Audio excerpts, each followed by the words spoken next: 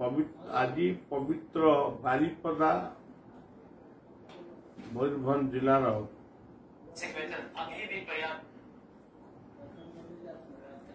आमे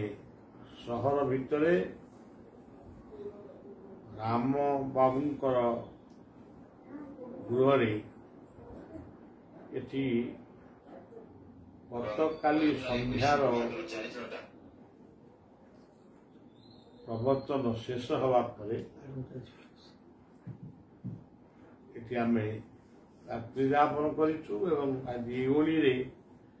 आमे मध्याह्न परे अपराह्न रे केन्दुझर जो गतकाली आसंता काली थिला आसंता काली गुरु पूर्णिमा गुरु होचंदी व्यास व्यासंक उद्देश्य रे ये पूर्णमीर नाम होची गुरु पूर्णिमा किंतु गतकाली थिला आउ गोटे महान दिन विश्व देश राज्य पाई जगन्नाथंकर नीलाद्रि विजय काली विलंबित प्रहर पर्यंत आमे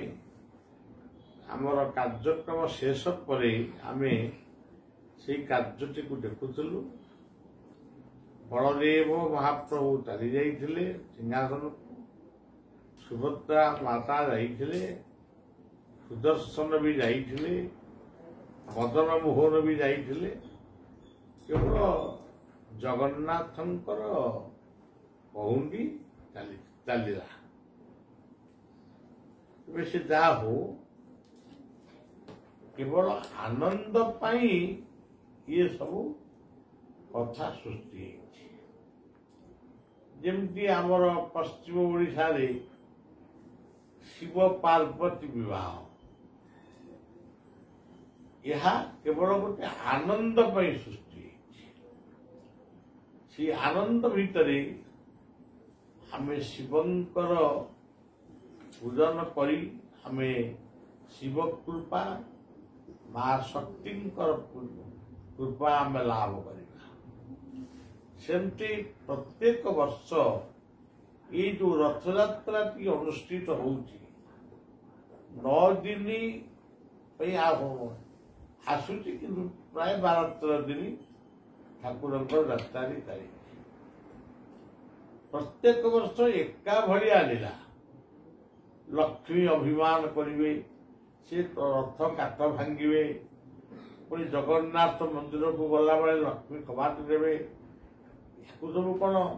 लक्ष्मी आसी निजे करती लक्ष्मी सेवक मान कर लक्ष्मी ये सब कौन गोटे पारिवारिक जीवन क्रोध नुहे पारिवारिक जीवन यहाँ हूँ गोटे अभिमानात्मक रेखा प्रत्येक परिवार रे एमती अभिमान रहे अभिमान किसी खराब नुहे अहंकारात्मक अभिमान सब मनीष को खराब रास्ता को दिए भल पाइबार प्रेमाभिमान सीधा मनीष को सब भल करे जो अति निजर भाव थाए से अभिमान जो अति ईर्षा थाए से क्रोध सृष्टि हुए गतकाली क्रोध शब्द को बेसी व्यवहार करा जाए के मत अड़ुआ अड़ुआ अक्रोध वैराग्य जितेन्द्रिय दया क्षमा सर्वदने क्रोधर स्थान नहीं से अभिमान अभिमान रही तेणु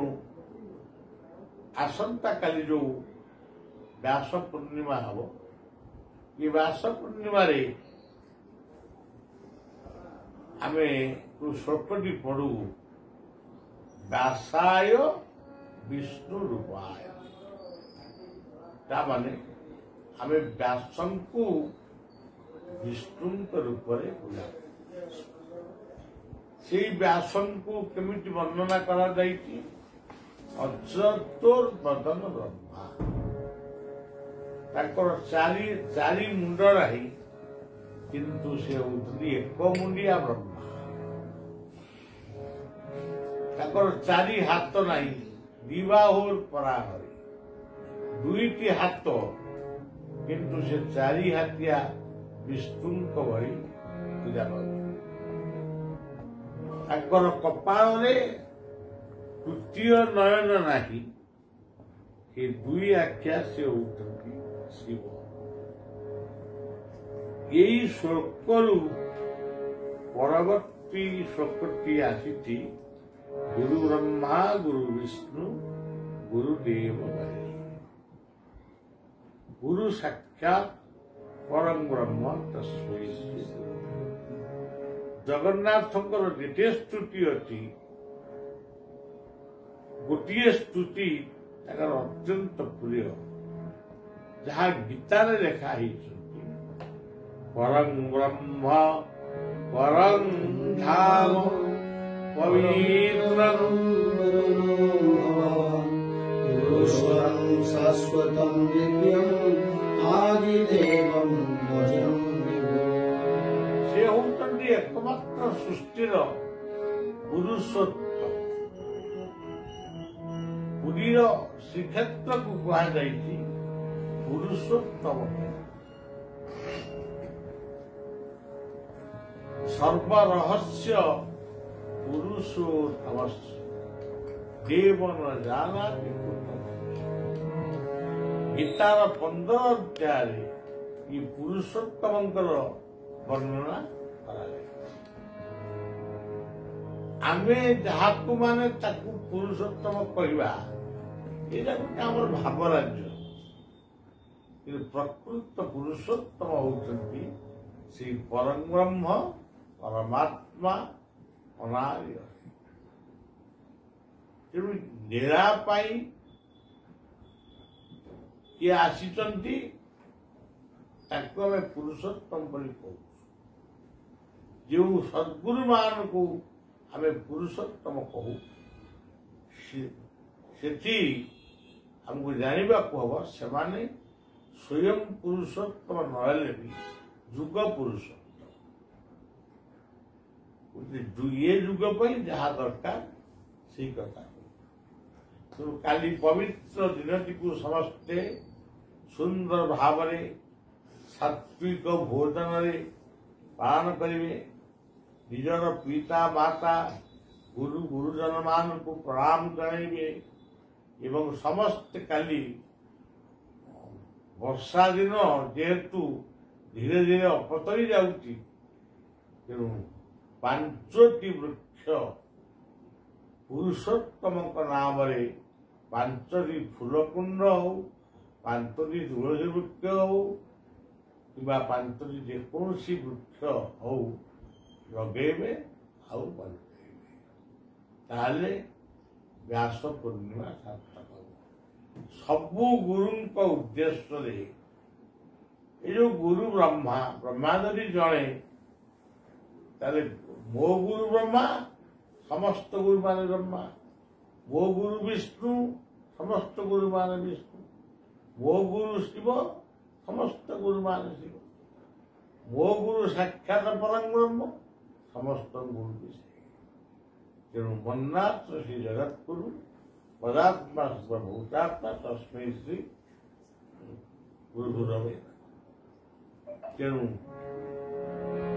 गुरु शक्ति एक रूप भिन्न भिन्न शक्ति किंतु यही चिंतन आपण मान काली गुरु पूजा अनुष्ठित हमर केन्दुझर देवबंश घटगा तारिणी कि दूर देवबंश कुआधर निकटस्थ हरिचंदनपुर निकटस्थ देवबंश भास्कर महांत भाई काली गुरु पूजा अनुष्ठित हम केन्दुझर समस्त भक्त माने ଏଠି ଯୋଗଦାନ କରିବେ।